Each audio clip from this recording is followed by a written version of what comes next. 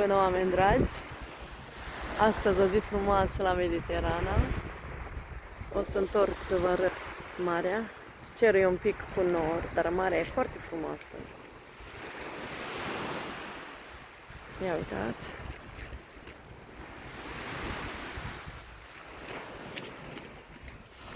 Astăzi e foarte liniștită, se vede și peștii în apă. E foarte liniștit tot.